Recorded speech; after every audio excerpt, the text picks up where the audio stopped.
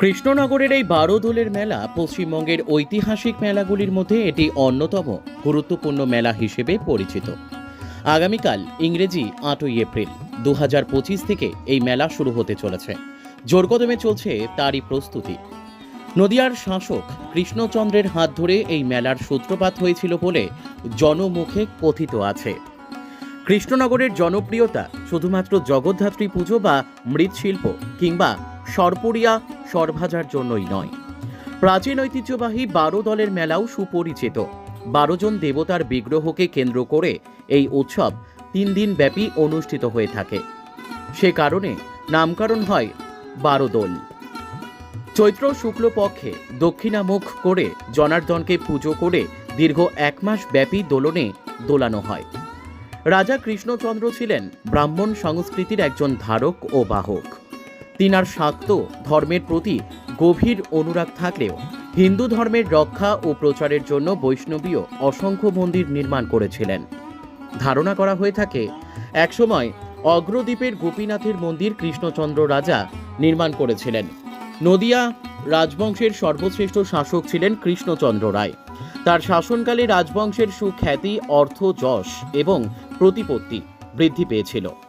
একদিকে মুঘল সাম্রাজ্যের দশা, অপরদিকে মহারাষ্ট্রীয় শক্তির আগ্রাসনের ফলে বাংলার রাজনীতিতে অস্থিরতা পরিবেশ সৃষ্টি করেছিল। উক্ত সময় সুরক্ষিত জায়গায় রাজধানী স্থাপনের জন্য কৃষ্ণনগর থেকে ৬ ক্রোশ দূরে দুর্গার ন্যায় ইন্দুপুরীর মতো নগর নির্মাণ করেছিলেন।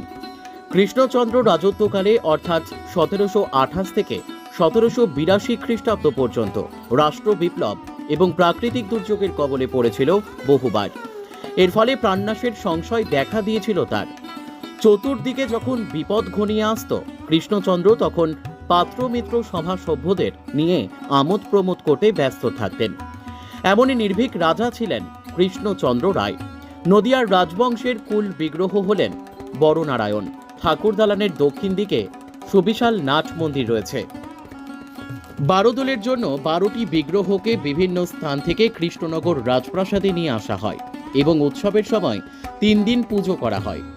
১ মাস পর পুনরায় বিগ্রহগুলোকে যথাস্থানে স্থানান্তরিত করা হয়ে থাকে। এই উৎসবের বিগ্রহগুলো হল বলরাম, শ্রী গোপীমোহন, লক্ষ্মীকান্ত, ছোট নারায়ণ, ব্রাহ্মণ্যদেব, গড়ের গোপাল, অগ্রদ্বীপের গোপীনাথ, নদিয়ার গোপাল, তেহট্টের কৃষ্ণ রায়, কৃষ্ণচন্দ্র, শ্রী গোবিন্দদেব এবং মদন গোপাল।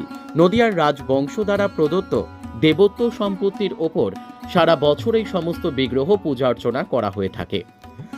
৩ দিন এই বিগ্রহগুলোকে ৩ রকমের সাজসজ্জায় সজ্জিত করা হয়ে থাকে।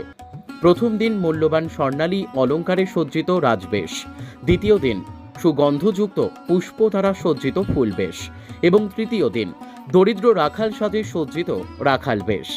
১২ দোলের উৎসব ৩ দিনের অনুষ্ঠান হলেও সর্বসাধারণের আবেগ এবং উচ্ছ্বাসকে মর্যাদা দিয়ে মেলার আয়োজকরা পরবর্তী সময়ে এই মেলার সময়সীমা বাড়িয়েছে। বর্তমানে প্রায় ১ মাস ধরে চলে এই মেলা। ১২ দোলের মেলার প্রধান আকর্ষণ অগ্রদ্বীপের গোপীনাথের বিগ্রহকে কেন্দ্র করে। কৃষ্ণচন্দ্র রায় ছিলেন রঘুরামের পুত্র। তিনি ১৭১০ সালে জন্মগ্রহণ করেন।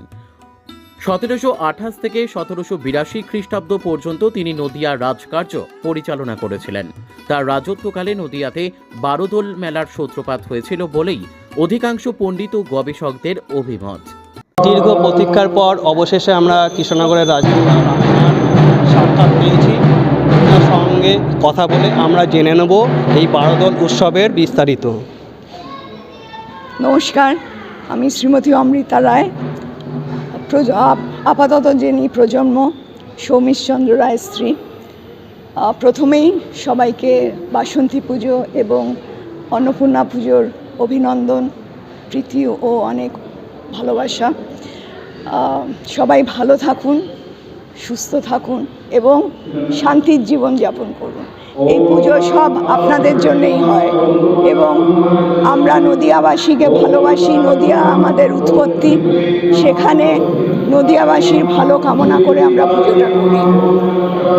বারোদল সম্বন্ধে বলতে গেলে বারোদল ও স্টার্টেড বাই মহারাজা কৃষ্ণচন্দ্র এবং ওনার ছোট রানীর আবদারে এই বারোদলের মেলা শুরু।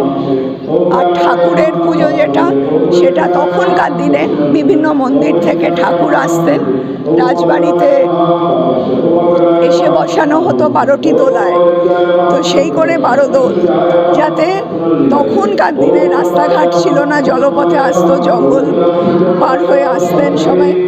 তো সেই সুবিধে করে দিয়েছিলেন মহারাজা Krishnachandra.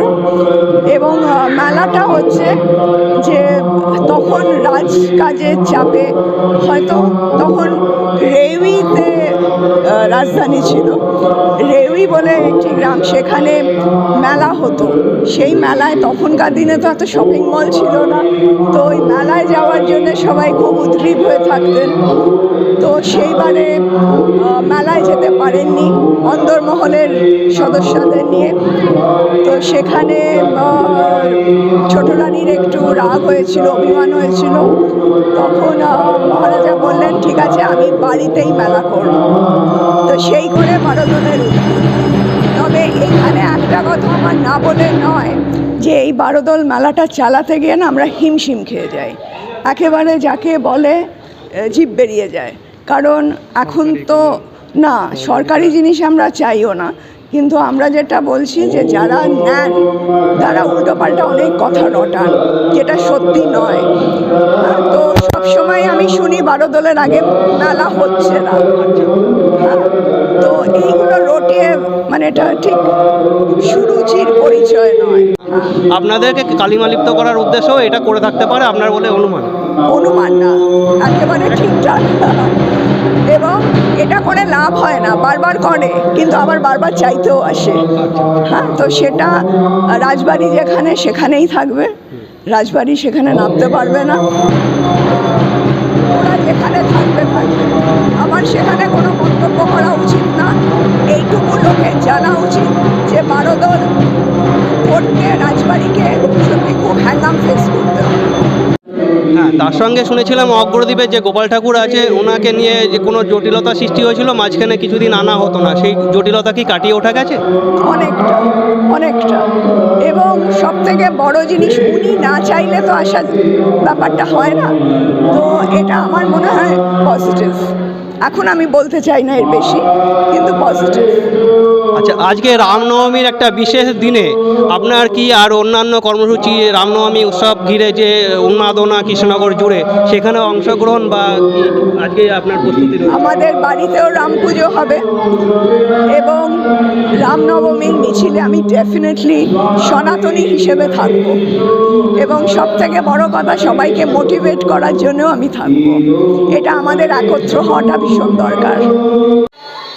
Crime press Bengal news, camera person Shubho বিশ্বাসের সঙ্গে আমি গৌতম, কৃষ্ণনগর, নদিয়া।